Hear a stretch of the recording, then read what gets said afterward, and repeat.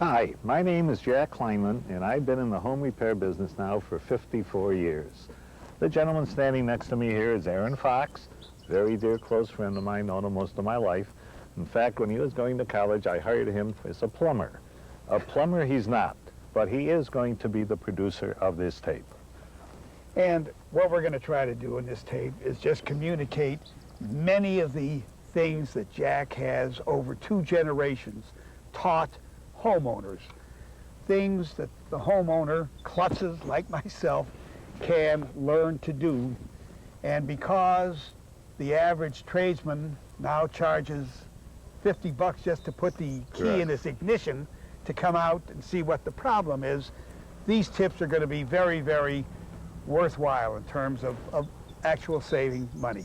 Jack, show them what's inside your truck. I carry with me the same items in my truck that you would go to a hardware store to buy that break in your home. There's switches and sockets, receptacles, door locks, window glass, green wire, doorbell buttons, basketball backboards, hoops, garbage disposals. Not only am I able to take care of what the customer had called me for, but also I'm able to repair anything else that I might see that needs repairing while I'm there. Yeah, like just this morning, he got a call from a woman who said that had he been there, she would have kissed him. Correct. Because 3 years ago, he showed her how to repair a broken wheel on her garage door. And as fate would have it, the same thing happened this morning, only she was able to do the repair herself and save herself approximately $150 in potentially lost wages and the cost of a serviceman coming to the home. So there's a simple fix. You taught a woman to do it. A klutz like me can learn to do it. Absolutely. Let's show the folks what it is you taught. Let's go. Come on.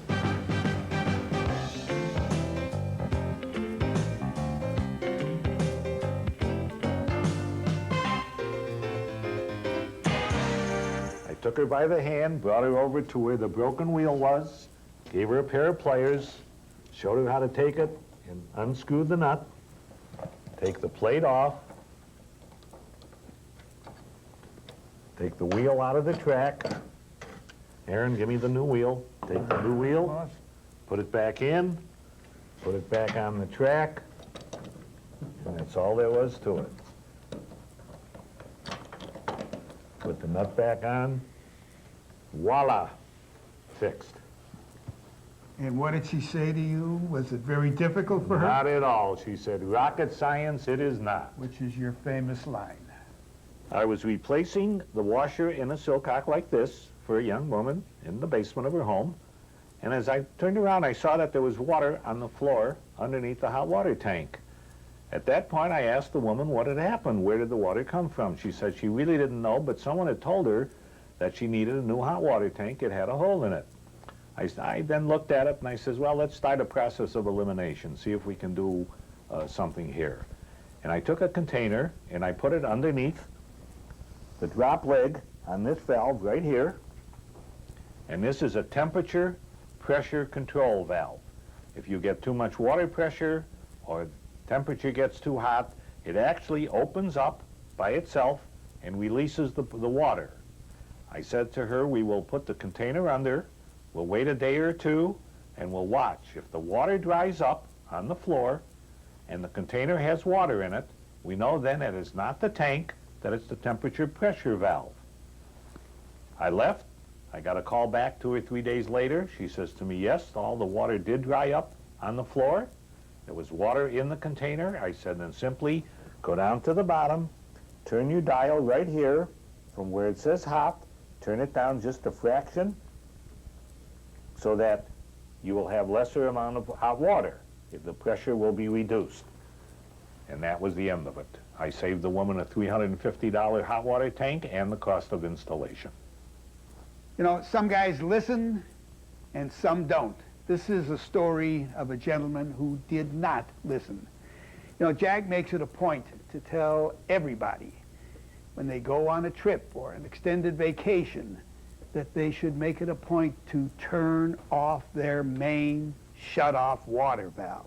This gentleman either didn't care or didn't know where his main water shut-off was. And so he went away for 2 weeks in the Caribbean, and when he came back, his house became an extension of the Caribbean. It was flooded. $175,000 worth of damage, and to add insult to injury, he had to pay an exorbitant water bill for the water that had been spewing out while he was gone. Here's another horror story that Jack was called in on. Again, someone failed to shut off the main water valve when they went away on vacation, and there was tremendous damage. Now, this video was accompanied by a printed guide that divided up into sections dealing with problems that you run into in the maintenance of a home: water, electrical, plumbing, heating, air conditioning, etc. You locate in the guide the particular problem that you're dealing with. It will direct you to the appropriate place on the videotape. Simply fast forward the tape to the right spot, and hopefully we will have a clear, lucid explanation of how to deal with your problem and how to avoid incurring excessive expenses. A couple of things that the average klutz should have at his disposal. WD-40, absolutely indispensable. Spray it on any surfaces where two things rub together: drawers, window tracks, you name it. It will solve many problems. And duct tape, created specifically, I think, for klutzes like me. It will hold things in position for you when you're trying to make repairs. It does a zillion different things. So let's get to work.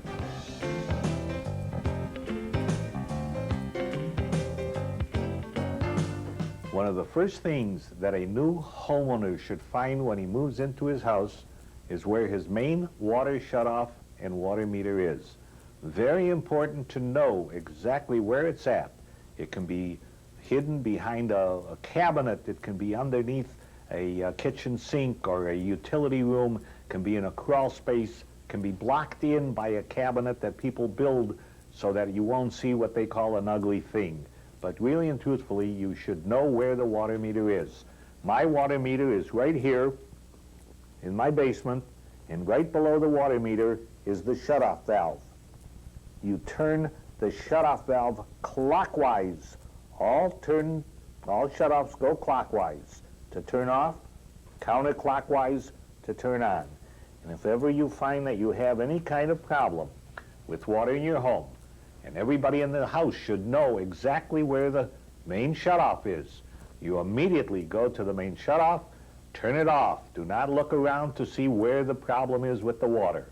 Turn it off clockwise, then you go through the house and determine what it is that caused the water to leak. Right above the water shutoff is the water meter. This tells you how much water you have used. It has an electronic meter which goes to the outside so that the meter reader does not have to come into the basement to read it. But this is the meter. Besides the meter, you have a little dial right here, the size of a wristwatch dial. This is an indication to let you know that you may have a water leak in the house. And what I mean by that is, if you get a large water bill out of the ordinary and you're not sure why you had gotten a bill that large, come down to your basement. Someday then you're not going to be in the house for a period of time. Look at the dial, see exactly where it's at. Make sure no one uses any kind of water in the house while you are gone. In fact, turn off your ice maker and your refrigerator. You come back a few hours later, or whatever part of the time that you're gone, and you see that this little dial here has moved a fraction of an inch. You have a water leak somewhere in your house, and you better hire somebody to find out where it's at. In the newer homes that have been built in the last few years, there are shutoff valves at each one of the points of use. At the toilet, near the floor, underneath the utility room sinks, underneath the kitchen sinks, individual shutoffs. But the more important valves are the ones that run throughout the whole house, and you will find them here, a valve like this, somewhere up, either in the ceiling or along a wall. In some places you have a manifold where they're all together, but in this house that I'm in now, these are the individual valves. After I have turned off the main valve, I then come over and turn off each one of the valves clockwise to turn off, counterclockwise to turn on. I've turned them all off. I then go back to the main water meter, turn on the valve, come back to these individual valves, open them up one at a time. If when opening them up you do not hear the rush of water, leave it open. That means it's a good line. On the other hand, as you're opening them, you hear one that has a rush of water, turn it off immediately. That's the one that is giving you problems. Either you yourself might be able to fix it. If not, you then have to call in a serviceman. With this tape, you will get a sheet of pressure-sensitive labels. They're printed as to what these valves control. Now, you go about determining this. You turn on the water somewhere in the house, whether it be the bathroom, kitchen, or wherever. Turn these valves off one at a time. Have somebody in the room where the water was running tell you when it is turned off. That's main bathroom cold. Put the label on. When it is off, you then take the label, which indicates where that valve goes to, attach it to the handle of the valve, and turn it back on again. Do that again with the hot. Do that again with the kitchen sink, and wherever there's water shutoffs that have to be labeled. This cracked pipe is the cause of $35,000 worth of damage to the house, simply because the people did not turn off the water running to their outside faucets. One of the things you have to do is locate the shutoffs in your basement that feed the water to your outside faucets. You turn it off. You open up the faucet outside, then you take this little furled nut right here, which has a little hole in it, and it's the same thing as the valve up above, and you turn it with this hole facing down. You then take a bucket, hang it from the valve, and loosen, and the water in the line will then run out. By doing this, you have now eliminated the cause of the pipe cracking. Let's talk about a dripping shutoff valve like the ones that I showed you up on the ceiling running, that control the water running throughout the house. What you have is a packing nut, and because it hasn't been used in a while, the packing in the nut has shrunk, causing water to drip down. You can do one of two things. You can take a pair of pliers and tighten the nut. That'll compress the packing and in most cases stop the water from dripping. If that doesn't do the job, turn off the main. Take your pair of pliers, loosen the nut, let it slide back all the way. Take some Teflon tape, buy this at the hardware store, and I like to take it and make a string effect out of it. Wrap it around the stem, maybe 2, 3, 4 times. You're now filling the nut. Take the nut, screw it back on, take your pliers, tighten it up, voila, problem solved. Let's say you have a slight leak in one of the pipes, copper or galvanized, and it's one of those things you can't repair yourself, or you're waiting for somebody to come out to do it. What I would do is I would take some black plastic tape, wrap it around the pipe, 4, 5, 6 times, just as I'm doing here. Get a goodly amount of tape on there. Tear it off.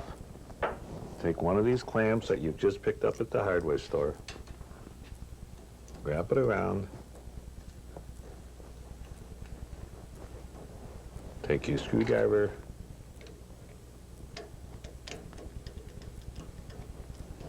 Keep tightening it until you've got it good and tight. You've now stopped the leak. Now you can either leave it that way or have somebody come in and fix it for you. This is the pressure regulator which controls the amount of water pressure coming into your homes. If there's too much water pressure coming in, you can do damage to your washing machine, dishwasher, or even the toilet parts. And this water regulator is very easy to adjust if you find that it has to be. Simply by turning this knob with a screwdriver or a pair of pliers, you reduce or increase the amount of water pressure. Let's go back to the hot water tank for a moment. This valve down here near the bottom is there to take out the impurities that may have accumulated in the tank. By taking out a bucket of water, you are eliminating the impurities in the tank that could possibly do damage to it. When you find that you've run out of hot water, it means that the pilot has gone out. And now you have to determine and find out how to light the pilot. On the front of the hot water tank is this mechanism right here. You see it? You turn the dial so that you can press down on this little knob right here. You take a match, hold it with a pair of pliers, insert it into the bottom of the hot water tank, and light your pilot, which is this item right here. You probably cannot see it, but by doing it with a long match or with a pair of pliers, you light it. You keep the button down for about 60 seconds. With the button, the pilot should stay lit. You then turn the dial to on, the burner goes on, you've accomplished the job. But if you find that the pilot does not stay on, or the burner does not go on, then you should call in a certified serviceman to take care of the problem. There are two reasons for turning off the water to your washing machine each time you have washed a load of clothes. You turn these off clockwise, and the reason for that is that the hoses are connected to a solenoid, which is what I have in my hand. They were not meant to have water pressure against them 24 hours a day. This is what opens and closes and allows the hot and cold to come in when it's called for. By turning off both hot and cold after you've finished washing, eliminates the possibility of these damaging the solenoid and giving longevity to your washing machine. The second reason is this one right here. We have the hoses that lead to the washing machine from the faucet. This one burst. We're looking at $35,000 worth of damage. The people then had to pay the water bill and also had to lose their deductible. By turning off the water, this may not have stopped this from happening, but if it would have, he would have been at home, been able to turn off the water, no damage whatsoever.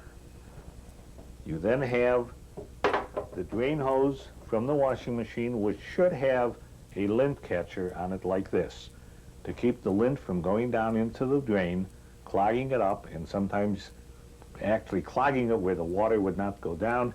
You'd have to call in someone to open up the drain.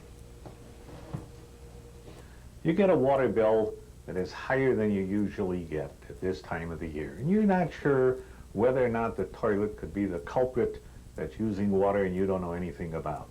Simplest way of testing your toilet to see whether it's running, whether it's using the water, you go over to the water box with a tube of food coloring and you put a couple of drops in the water box.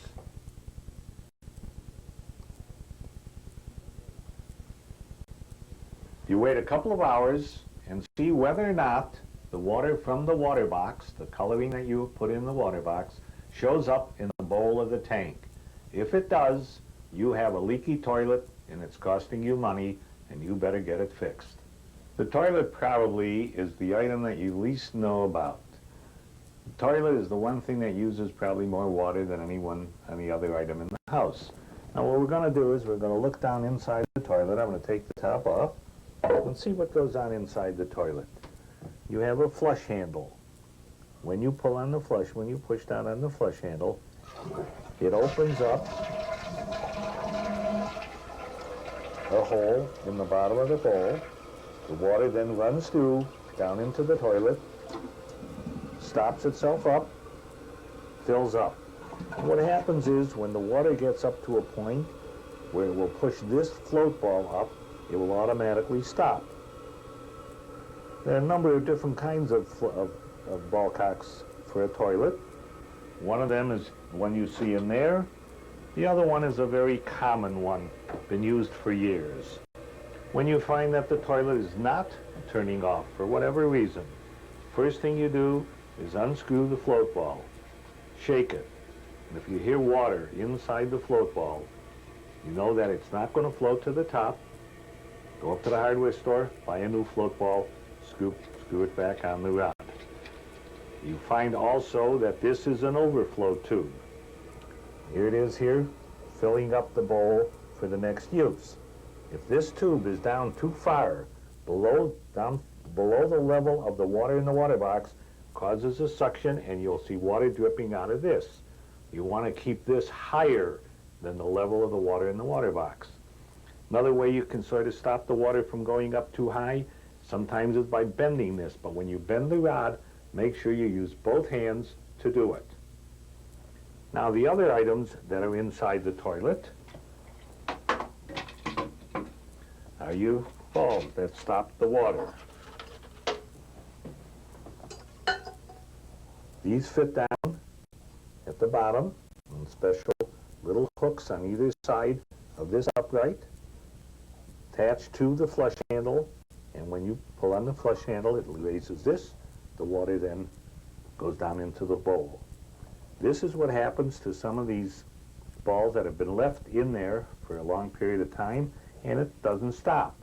You then have to put on a pair of rubber gloves of some sort to work with this, because the rubber turns black, get all over your hands. Make sure you put on some type of glove, protect your hands.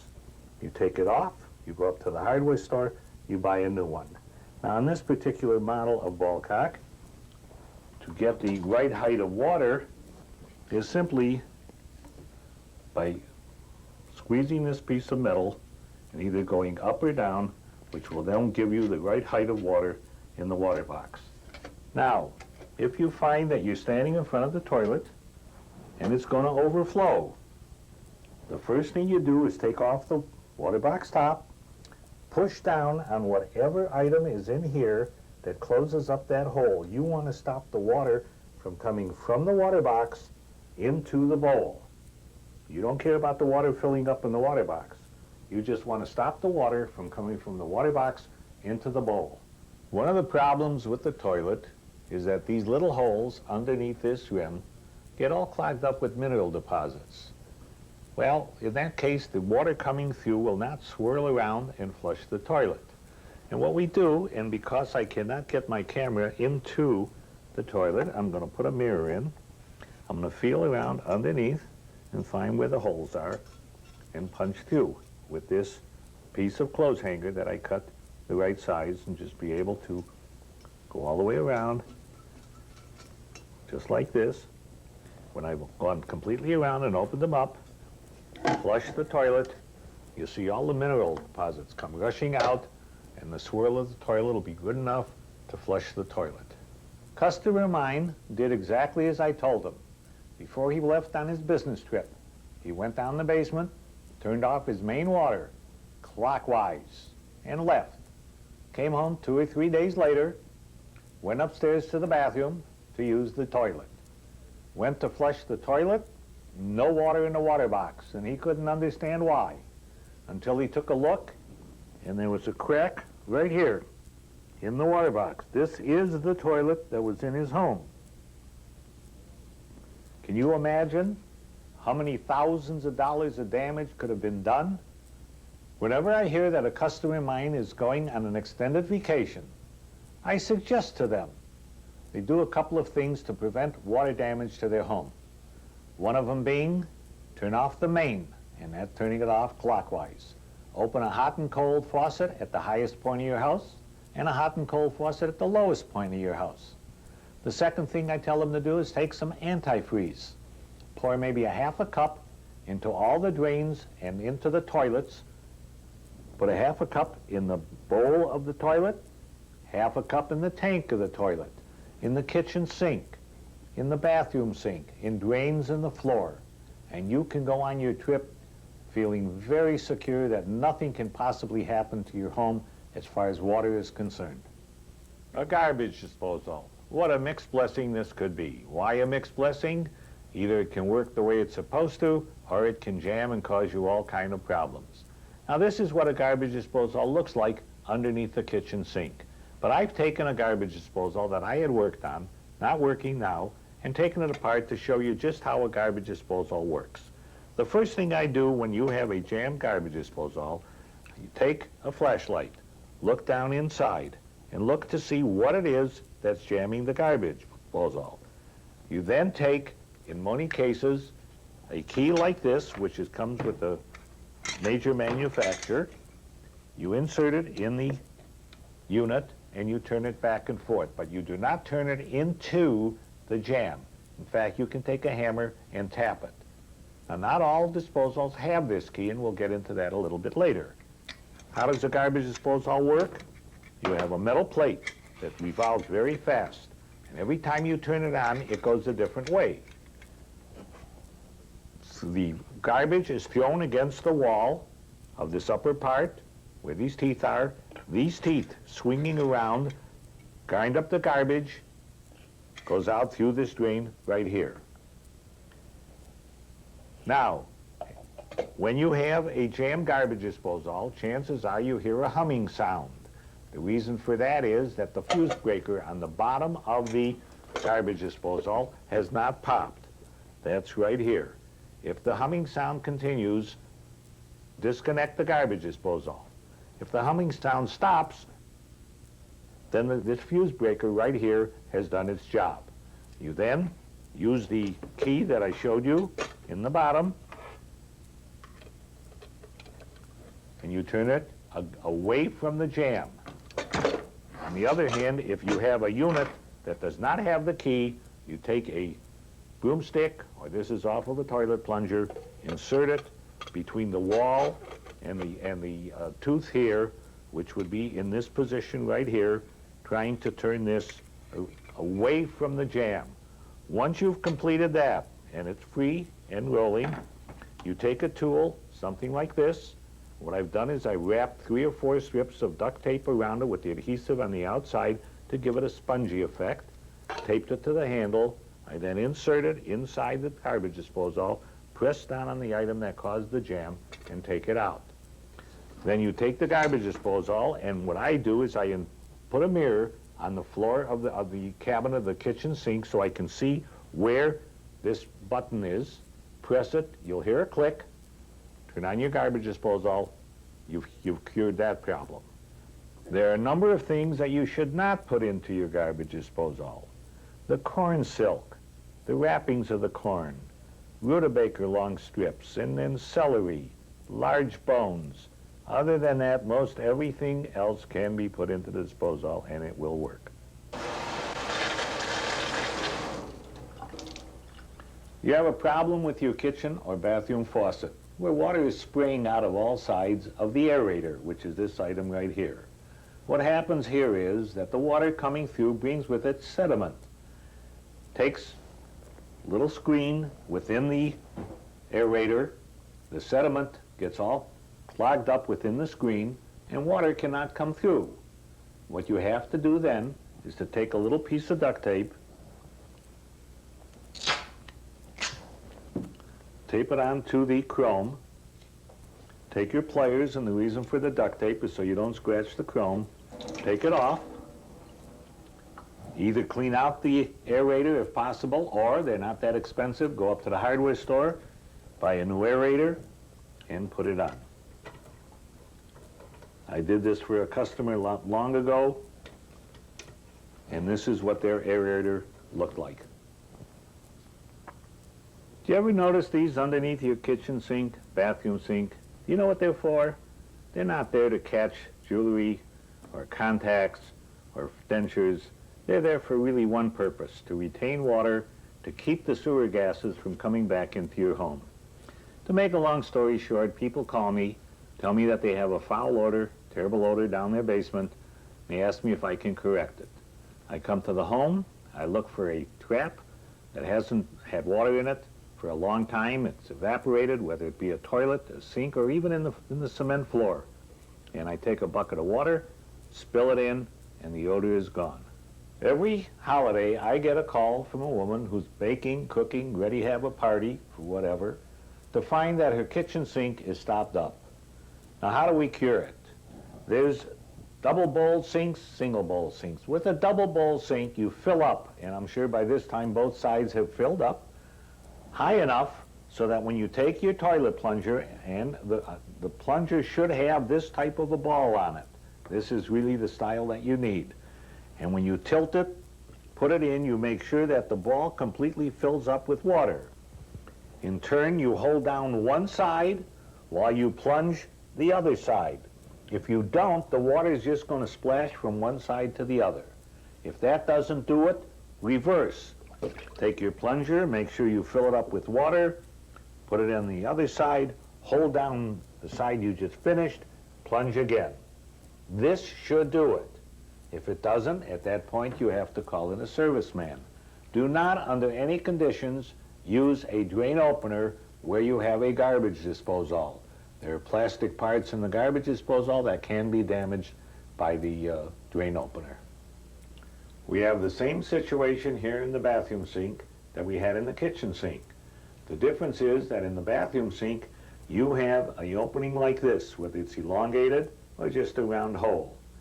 If we do not clog it up, the water is just going to splash right through. So usually I take either a sponge or a rag and I hold it over the hole. I fill up the sink all the way up to the point where the hole is at. I take the plunger, tilt it, make sure that the ball fills up with water, and then I plunge away.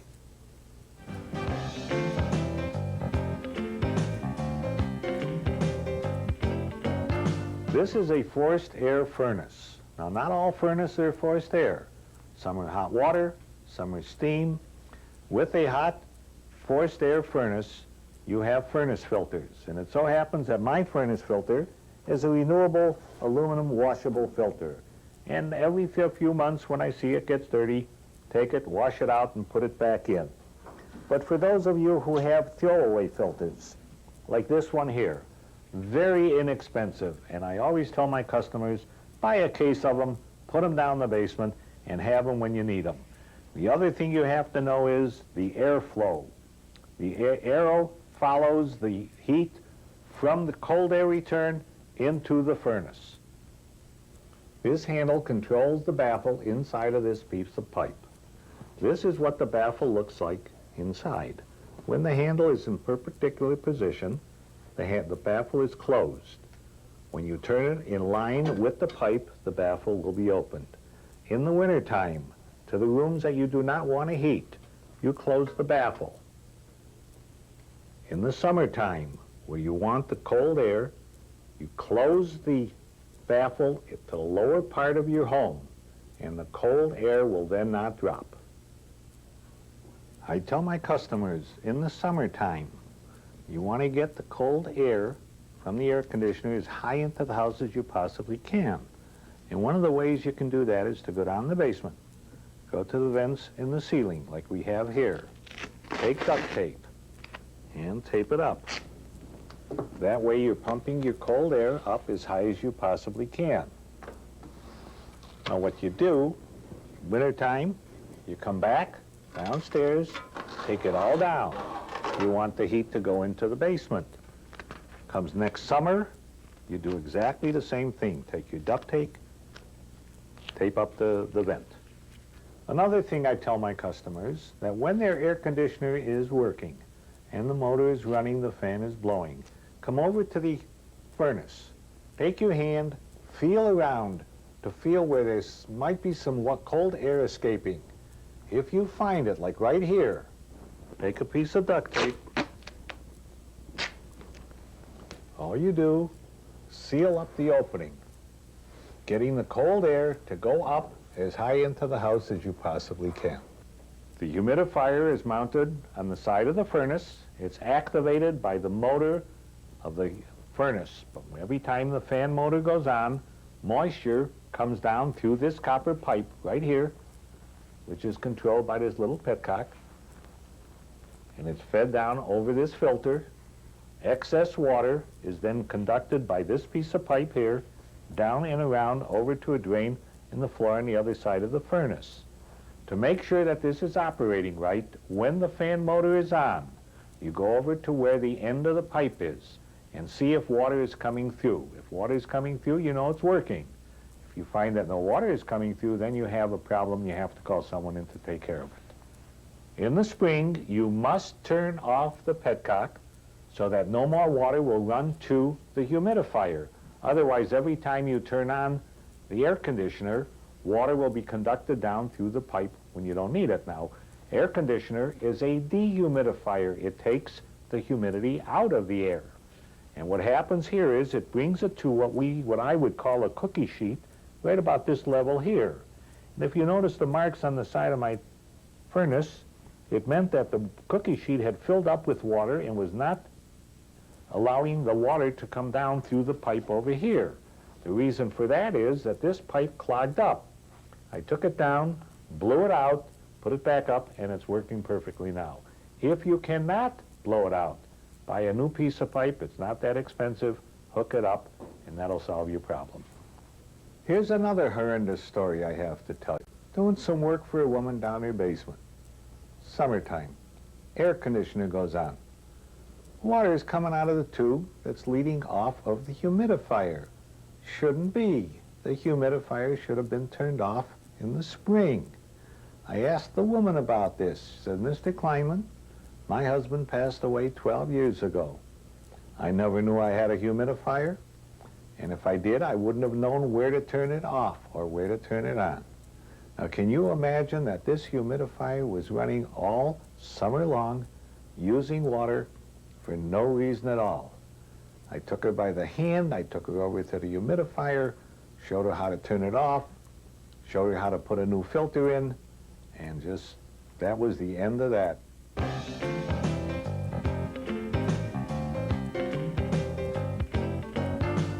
At the opening of this tape, I said there were a couple of items in the house that you should immediately find. One of them being the water meter and then the shutoff valve below it. The other one being the fuse box. Very important you know where it's at. Could be down in the basement, could be up in a crawl space, it could be in a clothes closet, it can be in a hallway, wherever the electrician decided to put it. Now fuses, what are they and why do we have them in the house? Fuses are the weakest link in the chain of electricity. What you have is electricity comes into the house through the main line outside, comes down here to the fuse box. At that point it becomes like an octopus and connects all the wiring throughout the house.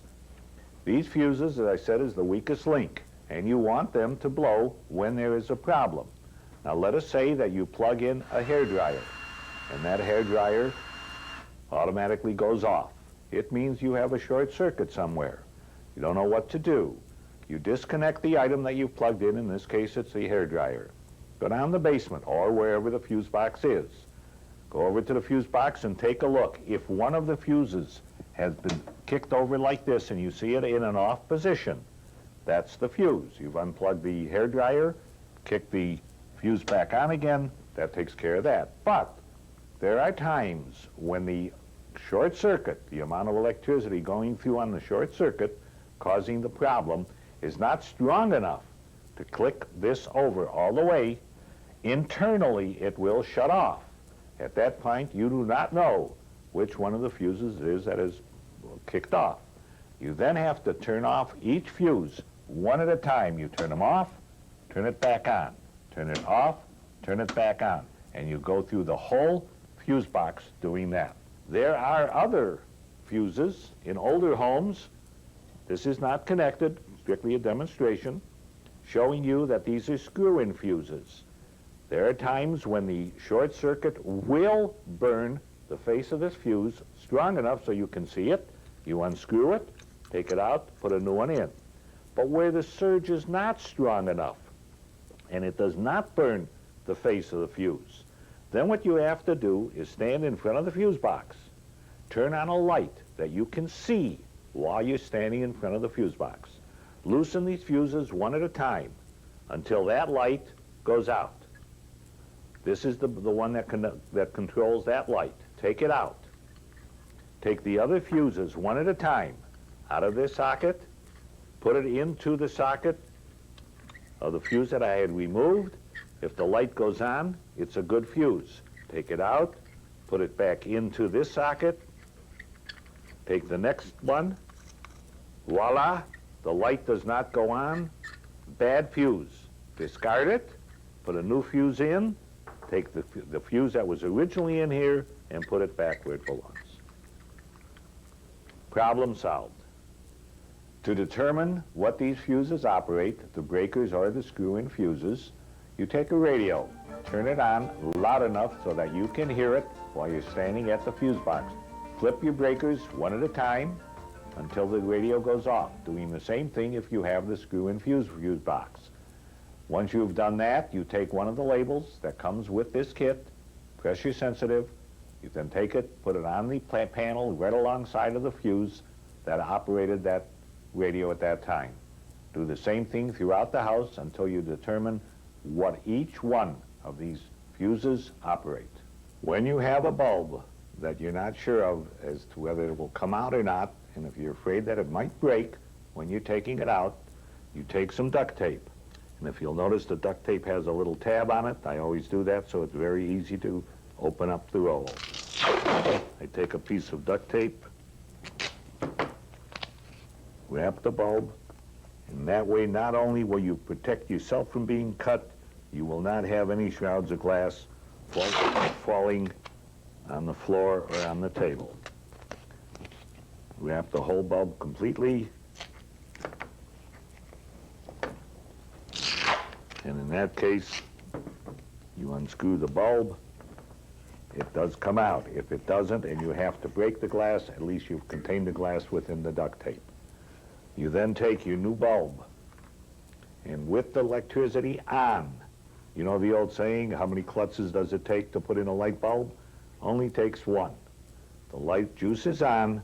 All you do is turn the bulb in until the bulb goes on. Once it goes on, give it a little quarter turn. That's all you have to do, and it will be able to be taken out at any given time.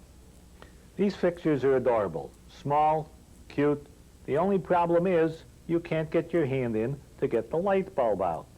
It's a problem. But what I do, I take a piece of duct tape, fold it in the center just like this, giving me a handle to work with.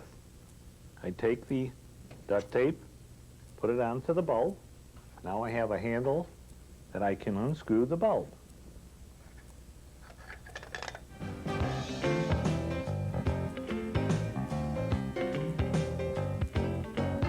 Let me tell you a disaster story. I got a call from a woman who had a clothes chute that was all clogged up. Thinking that the only way she could cure the problem was to take something heavy, drop it down, and it would push everything down into the basement. Well, that's exactly what happened. She took something heavy, dropped it down through the clothes chute. She took a gallon of paint, and it really worked. It went straight through the clothes chute, all the way to the basement, hit the basement floor, popped open, and splattered paint on the washing machine, on the dryer, and all the clothes. A disaster. Now, the way I operate is I come to the house, I bring with me a number of clothes hangers that I twist together. I've opened them up, twist them together, and on the end that I'm going to use, I put a piece of duct tape. I use it like a snake. I drop it down from the top, I twist it around, grab a piece of clothing, pull it out. I keep doing this until I've completely emptied the clothes chute. Smoke detectors are very important to have in your home. In fact, you should have more than one. 2 and 3 wouldn't hurt. Smoke detectors can be tested, but by testing it, pressing this button, you're only testing the battery. It's working. A smoke detector is tested by taking some matches, getting some smoke up. Now we know that the smoke detector is working. This is a carbon monoxide detector. These should be somewhere in the house, near the bedrooms, near the basement, where the furnace is at, any place where carbon monoxide could accumulate. You will notice that the red light keeps blinking on and off. That tells you that it's in a working condition. This is the tester. Now, if you were to hear that, you would know that there's a problem with the carbon monoxide, and you are to leave the home, call someone, and have it taken care of. If you would like to improve the performance of your dryer, every once in a while, go outside, wherever the vent is, where it exhausts from the house, take a clothes hanger, open it up. There's a door on the inside here. You can't see it. Take your dry hook and bring out whatever is inside. what you're doing there is eliminating the chance of any type of lint fire by removing the lint. Storm doors that slam behind you have a problem, and the problem is usually the storm door closer. This is the one that you can turn the whole cylinder, which will adjust the speed of the storm door closing, fast or slower. The other one is this one that I have in my hand, which has a set screw. You use a Phillips head screwdriver to adjust it the same way.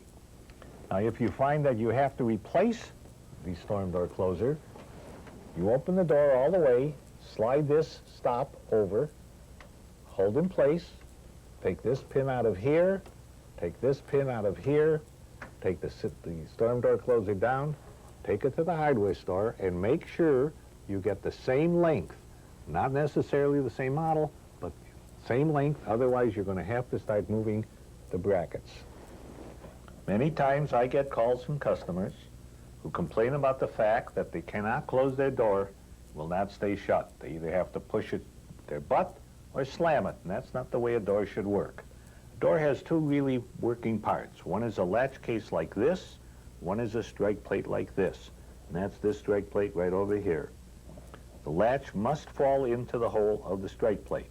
What happens is that the house settles a little bit, or the door settles a little bit, and the latch rides across the metal rather than falling into the hole. So I put a little bit of paint on the tip of the latch case, close the door, and allow it to slide across. If the paint shows up on the top, I remove a little bit of the wood from the top and I raise the plate, or vice versa. I take it and I remove the wood below, lower it.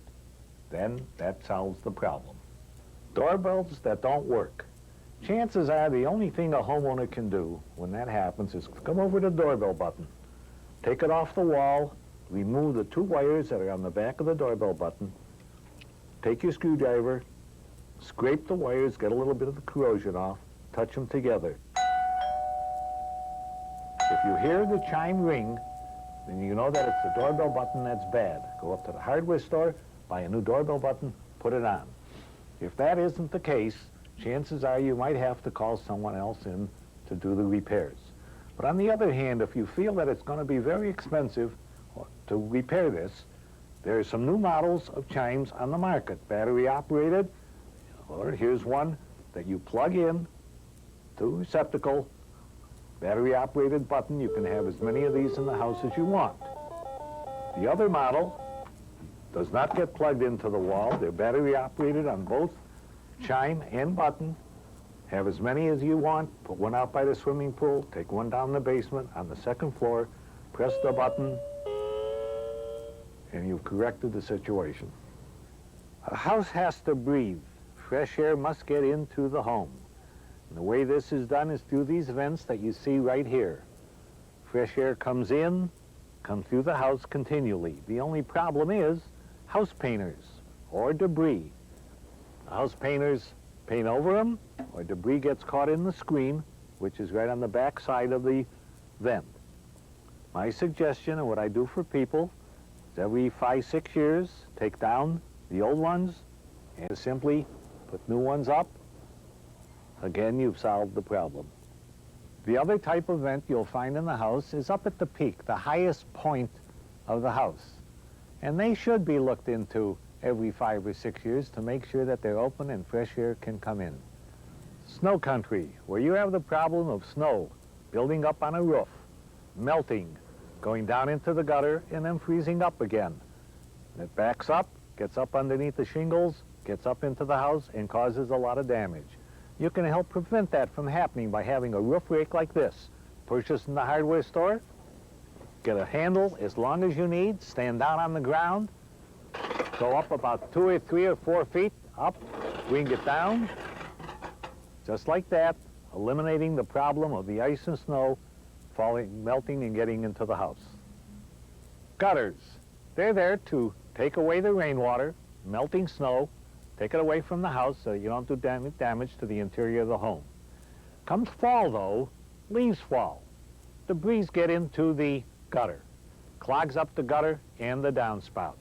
Chances are a homeowner cannot do the cleaning of the gutter. They have to hire somebody to do it. It's very important that the person who you hire to clean your gutters has a garden hose, takes it, puts it up into the downspout, washes away whatever debris might be in the downspout. Having an open gutter and a clogged downspout, you've accomplished nothing. Once he sees that the water flows freely down through the downspout, you then have an open gutter and an open downspout, you've accomplished the job. This is a model of a triple track storm window. This is on the outside of the house. You also have a house window, prime window, on the inside. There's a space between the two. Rain, snow melting, gets through the screen, builds up between the house window and the storm window. Now there must be some way for the water to escape, otherwise it's going to go down inside the house. You have here what we call weeper holes, one on this side and one on the other side. The problem is painters will paint right over them, debris gets caught in them. You take a sharp instrument and you open up these holes every once in a while to make sure that the water has a way to escape. If not, chances are you'll have damage done to the plaster just below the window. Does your vehicle leak oil? Do you step in it? Do you carry it into the house? Very frustrating for the woman of the house. Very simple way of eliminating that problem is you get inexpensive kitty litter, and that's all it is. Take the kitty litter, take it, sprinkle it on the area that the oil has leaked on. Take your foot and just grind it in. And you have eliminated the problem. The oil will be soaked up by the kitty litter, which is really clay. Your problem is solved. You have an asphalt driveway. It has cracks in it. How do you go about correcting that without calling someone in to do it for you? Very simple. Take play sand. Buy it up in the hardware store. If those of you who have children, you may have it in the sandbox. Spill it into the cracks, allowing a space of, say, maybe 1/8 of an inch, 1/4 of an inch from the top of the asphalt to where the sand is in the crack. Wet it down so that it'll pack in good and tight. Then you get yourself a quart of this crack filler. And all it is a liquid product, and it'll come out of a plastic container, and you squeeze it right into the cracks, filling up the crack a little bit above the asphalt, so that when it starts to dry, it will be sucked down on top of the sand that you have in there. That's all there is to it. You don't need anybody to come in to do it for you. Many things you've purchased come with instruction manuals, a car, a boat, a lawnmower, but unfortunately not a house. So that's why we made this videotape, to help you learn to fix those little things that you can and enjoy living in your house. We have shown you many of the things for which people have called me to their home, paid their hard-earned cash for me to fix. As I said earlier, rocket science it ain't. You've learned to do many, many things by viewing this tape. If you have a daughter that's about to get married, play it for your potential son-in-law. Check his facial expressions and attentiveness. If he doesn't seem interested or doesn't get it, maybe your daughter ought to look around just a little bit more. Anyhow, if you have learned something from this tape and you see my truck coming down the street, smile, wave me on, because you won't need me. And I'll be on my way to the house of a person who never really learned to live in his own home. Thanks for watching.